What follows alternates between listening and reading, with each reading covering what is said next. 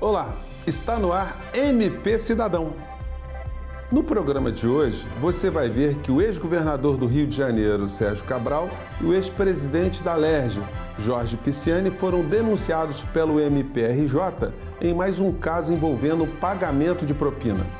E aqui no estúdio nós vamos receber a promotora de justiça Simone Sibilio, ela que é coordenadora do GAECO, que é o Grupo de Atuação Especial de Combate ao Crime Organizado.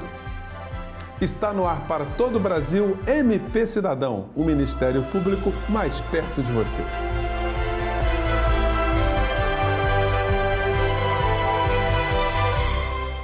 Na mira do MPRJ, Sérgio Cabral e Jorge Pisciani viraram réus em mais um caso envolvendo pagamento de propina. Confira. O Ministério Público do Rio de Janeiro ajuizou mais uma ação civil pública contra o ex-governador Sérgio Cabral, além de outros 3 acusados. São eles o ex-presidente da Assembleia Legislativa, Jorge Pisciani, o operador financeiro, José Augusto Ferreira dos Santos, e a empresa de criação de gado Agrobilara, controlada pela família Pisciani. De acordo com as investigações do Ministério Público, quando foi governador, Sérgio Cabral recebeu R$1 milhão por meio de operações de compra e venda de 160 cabeças de gado, realizadas pela empresa Agrobilara. A denúncia foi apurada depois do acordo de leniência que a empresa carioca Cristiane Nielsen fechou com o Ministério Público Federal. Foi por meio da empreiteira que o ex-governador recebeu o dinheiro da propina, que teve origem nas operações com gado. De acordo com a ação civil pública ajuizada pelo Ministério Público do Rio, o esquema do ex-governador Sérgio Cabral para recebimento de propinas incluía fraudes em licitações e realizações de obras públicas. Até mesmo obras federais tiveram recursos desviados, como, por exemplo, obras de urbanização na favela da Rocinha e para a construção da linha 4 do metrô carioca. Também foram detectadas fraudes em obras estaduais, como a reforma do estádio do Maracanã para a Copa de 2014 e no programa de urbanização e regularização de lotes em favelas. Na ação civil pública, o MPRJ pede à Justiça o bloqueio de bens e de contas bancárias dos 4 acusados. O promotor de justiça Bruno Rinaldi é membro do Grupo de Combate à Corrupção, o GAEC do MPRJ. Ele conta como a empreiteira carioca participou do esquema de lavagem de dinheiro com a compra de cabeças de gado. Foi possível desbaratar uma forma de se lavar o dinheiro, de se produzir o dinheiro em espécie para o pagamento de propina destinado ao ex-governador Sérgio Cabral. Então, no período em que se detectou, o que acontecia era o uso da Agrobilara, o uso da empresa de gados do deputado estadual afastado Jorge Pisciani, para a produção de dinheiro vivo, com a venda do gado superfaturado e a posterior devolução por intermédio do operador de confiança do Jorge Pisciani, também é réu na ação, do valor em espécie. E esse valor em espécie era relevante para o pagamento em propina.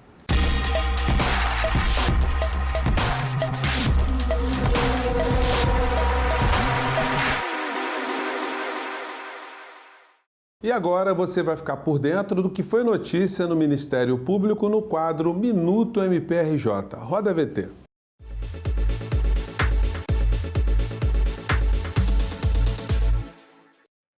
Olá, José Fernandes. Estes são alguns destaques do portal de notícias do Ministério Público do Rio de Janeiro.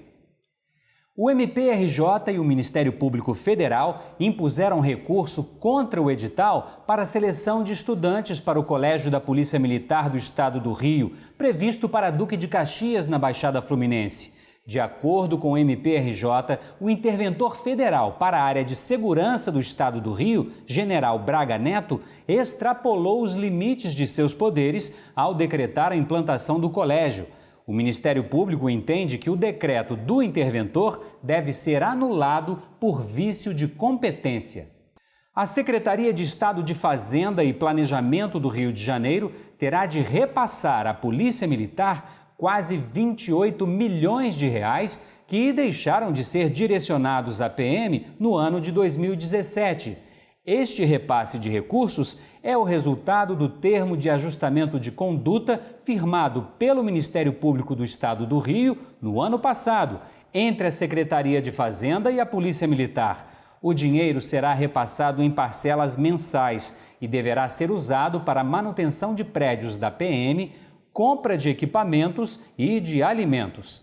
Estes foram os destaques do Minuto MPRJ. Se você quiser se inteirar mais sobre as notícias do Ministério Público, acesse o portal www.mprj.mp.br. Até a próxima, José Fernandes. E agora a gente vai fazer um pequeno intervalo, mas você não saia daí porque MP Cidadão volta já.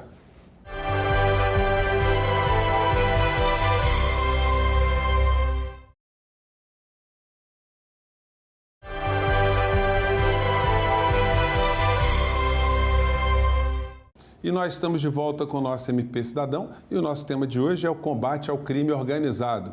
Um tema extremamente atual, né? Para nós que moramos aqui no Rio de Janeiro e para todos os brasileiros que estão começando a ter esse problema em muitos dos seus estados. E hoje nós estamos aqui com a doutora Simone Sibilho, ela que é promotora de justiça e coordenadora do GAECO, que é o Grupo de Atuação Especial de Combate ao Crime Organizado.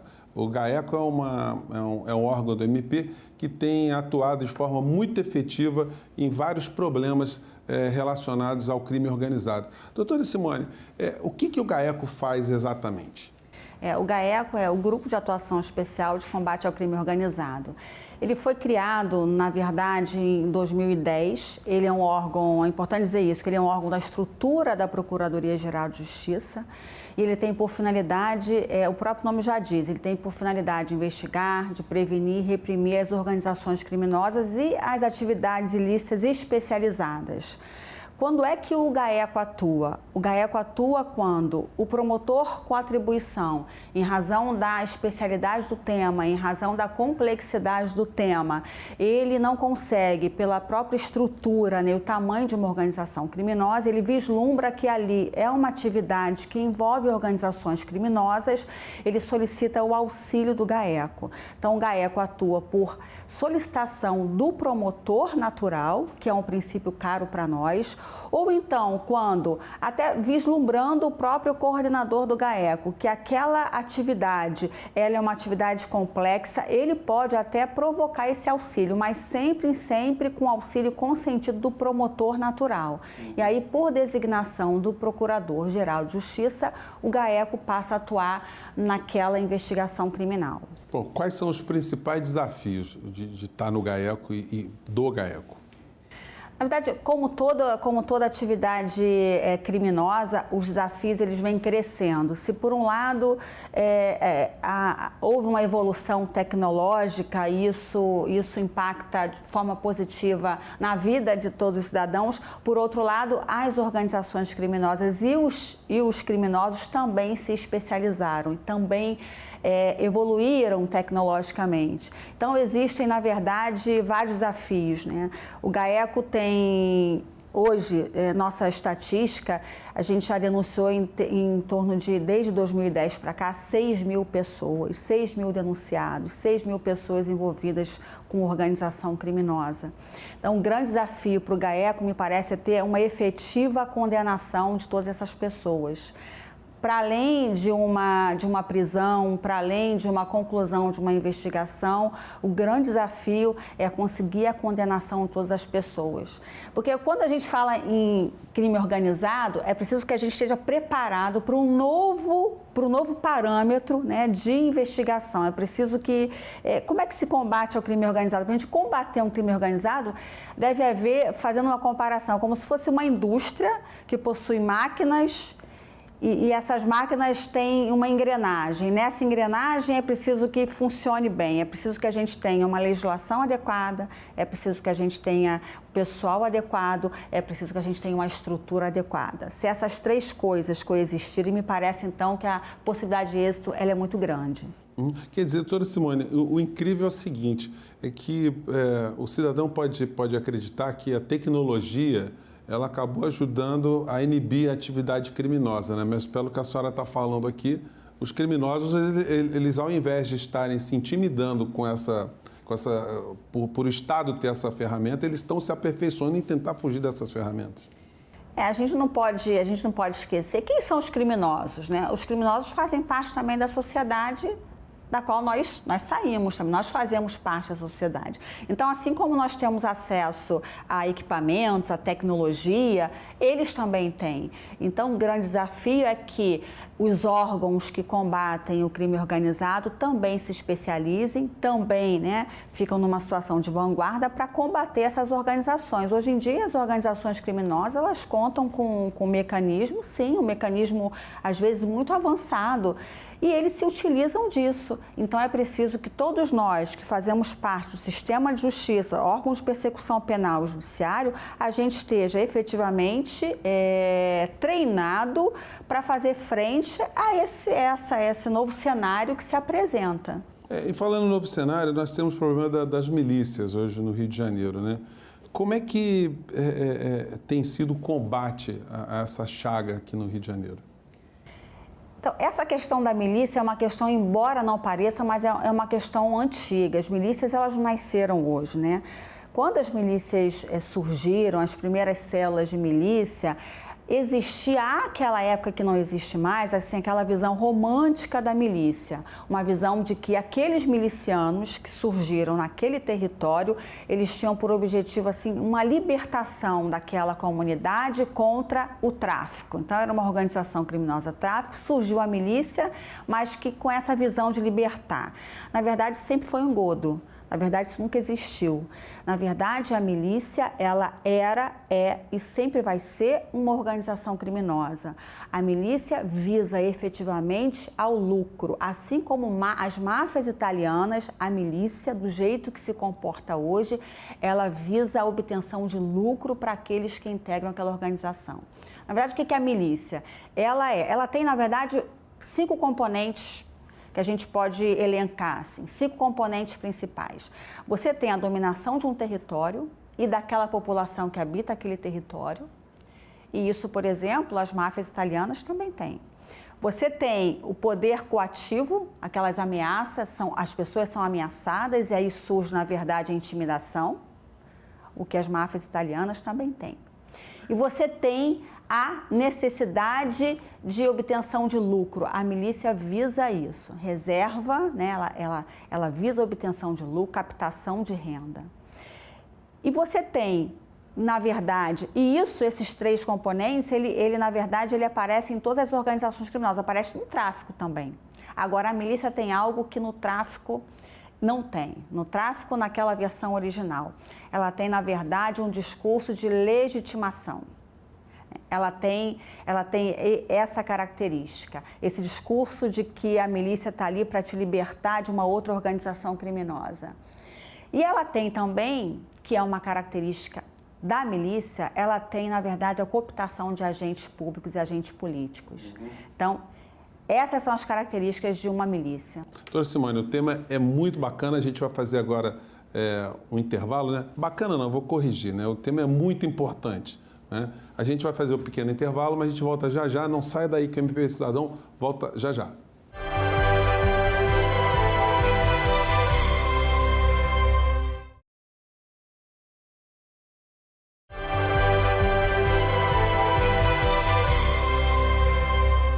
E nós estamos de volta com o nosso MP Cidadão.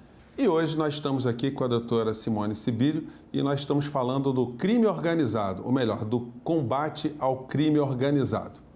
No bloco anterior, a doutora Simone estava nos dizendo aqui de como se estruturou o crime organizado, especialmente no campo das milícias. Doutora Simone, funciona como uma empresa também, né? Dá para vocês, quando identificam esse problema, identificar também o surgimento ou a existência de um fluxograma do tipo presidente ou líder, a função tesoureiro.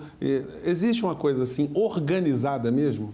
Sim, né? Na verdade, quando a gente deflagra uma ação penal contra uma organização criminosa, como foi essa última lá na comunidade Rio das Pedras, você consegue efetivamente identificar que é uma organização estruturalmente ordenada, ainda que informalmente, com uma autêntica divisão de tarefas. Então, nessa operação denominada Os Intocáveis, nós identificamos os líderes, os principais líderes, os contadores, os laranjas, os braços, quem fazia a atividade de segurança, que era o braço armado. Então, você consegue identificar muito bem isso. Aliás, em toda organização criminosa é perfeitamente possível a gente identificar essa divisão de tarefas entre eles. Agora, como é que funciona a apuração desses crimes, já que a gente sabe que as comunidades, isso não é um fenômeno só aqui do Rio de Janeiro, mas como a senhora citou, na máfia italiana, as pessoas que convivem nesse ambiente, elas temem pela própria segurança, né? Então, eu imagino que a atuação do Ministério Público ela fique muito dificultada por conta disso. Sim, quando se investiga organizações criminosas, é preciso que as pessoas envolvidas nesse sistema de persecução penal, elas sejam preparadas para isso. E aquelas também que vão julgar. Porque você não pode analisar um processo envolvendo uma organização criminosa da mesma forma que você analisa um processo que não envolve organização criminosa. Então, por exemplo, um homicídio em que o pano de fundo dele é um conflito familiar, uma briga de trânsito. Ele já nasce com uma autoria definida. E você vai ter, nesse tipo de crime, várias pessoas querendo testemunhar e que testemunham efetivamente. Mas no crime de organização criminosa, as pessoas que poderiam depor são as pessoas daquela comunidade. São pessoas que têm medo, são pessoas que silenciam, mas é o silêncio mais falante que tem. Então você olha para aquele tipo de processo e quem vai julgar e quem está investigando tem que de alguma forma ter um critério, tem que ter uma estratégia para que você consiga poupar aquelas pessoas. Nada adianta você identificar e prender várias pessoas e você perder vidas, porque você insistiu num testemunho colocando em risco a vida dessas pessoas. Pois é, aqui no Rio de Janeiro o MP atuou numa operação chamada Os Intocáveis, uma operação Intocáveis, né, onde foi um sucesso muito importante no que tange aí a provas materiais, né, porque se encontrou um cofre e centenas de cheques. Como é que foi isso, doutora Simone? Essa investigação foi uma investigação feita pelo GAECO, em parceria com a 23ª Promotoria de Investigação Penal. Foi conduzida, iniciada por nós e deflagrada a operação com auxílio da DRACO e do CORE. Nós constatamos que existia ali um grupo de pessoas efetivamente, absolutamente envolvidos com uma organização criminosa perigosa, audaciosa, e que todas as pessoas que foram denunciadas, se a gente for parar para pensar, e se a gente olhar para um passado recente, muitas delas já tinham sido denunciadas por quadrilha armada em outra vara criminal. Então, eu diria o seguinte, que em Rio das Pedras, até as pedras sabem que aquelas pessoas são envolvidas com organização criminosa e que, finalmente, a Justiça, através dessa investigação, decretou a prisão dessas pessoas, estão presas e que o GAECO espera que elas continuem presas e que possam ser condenadas. Pois é, doutora Simone, outra coisa também assim, surreal e preocupante que a imprensa tem noticiado é que as milícias têm atuado agora também em especulação imobiliária. Eles têm tido uma atuação muito intensa nesse campo, né? Como a gente fala para o Brasil inteiro, queria que a senhora dissesse o que está acontecendo aqui para que os outros brasileiros aí fiquem atentos e notifiquem as suas autoridades. A Operação Os Intocáveis é um exemplo claro disso. Essa organização criminosa se dedicava a várias práticas criminosas. Dentre essas atividades criminosas, um braço forte no ramo imobiliário, de venda e locação de bens. E quando nós fomos cumprir os mandados de busca e apreensão, nós detectamos na sede das duas associações de moradores vários contratos de compra e venda de imóveis e de locação de imóveis. Ou seja, nenhuma transação imobiliária era realizada na comunidade Rio das Pedras sem que passasse pela associação de moradores moradores, o que não é comum. E, inclusive, na própria associação de moradores, comprovante de empréstimos de um dos denunciados dentro da associação de moradores, uma pessoa armada. Numa desses locais que foi alvo de busca e apreensão, lá nessa operação deflagrada em Rio das Pedras, cofres contendo grande quantia de dinheiro em espécie e mais, também a prática ilegal de agiotagem. Como é que a gente prova isso? A gente já tinha várias provas e com a busca e apreensão ficou corroborado com várias notas promissórias, vários cheques já assinados e vários talões de cheques assinados sem valor. A senhora mencionou a Associação de Moradores. Esse também é um órgão, uma entidade, né, uma instituição assim, que os milicianos acabam ocupando também para ter uma maior legitimidade política na região? Eles fazem isso. Agora, o que é importante à população que hoje está assistindo a esse programa, e nesse sentido é importante esse programa, é que a população que se vê vilipendiada, que se vê muitas vezes, né, sem condições de denunciar, aproveite esse momento e denuncie, faça contato com o 127, que é a ouvidoria do Ministério Público, porque a população não quer isso. No dia em que foi deflagrada a operação, nós recebemos várias ligações através do canal Disque Denúncia. Então, a população está percebendo que agora, com essas pessoas que foram retiradas de circulação, elas se encorajam e denunciam. Então, o que é importante é isso. A Associação de Moradores, ela existe, na verdade, para velar e zelar pelos interesses dos moradores, mas que, na verdade, houve uma completa inversão de valores, em que ela está ali exatamente para coagir, exatamente para desrespeitar o direito desses moradores. Então, quer dizer, quanto mais a sociedade for organizada para o bem, mais a sociedade organizada para o mal vai ficar afastada, né? Esse é o nosso sonho, né? Esse é o sonho de qualquer pessoa que milita na área do direito. O Ministério Público tem certeza de que isso vai acontecer. Bom, gente, o nosso programa foi muito bacana. Você continue nos acompanhando, porque semana que vem nós vamos fazer mais uma rodada de entrevistas aqui com a doutora Simone Sibilio, ela que é promotora de justiça aqui do Rio de Janeiro e também coordenadora do Grupo de Atuação Especial de Combate ao Crime Organizado. Agradeço muito a presença da doutora Simone e você que nos acompanha e quiser fazer suas críticas e sugestões, você pode acompanhar o nosso programa e mandar seus e-mails, seus recados, através do endereço que está aparecendo aí na base do seu monitor. Agradeço mais uma vez a audiência de vocês e na semana que vem nós voltaremos com mais um MP Cidadão. Um grande abraço e até lá.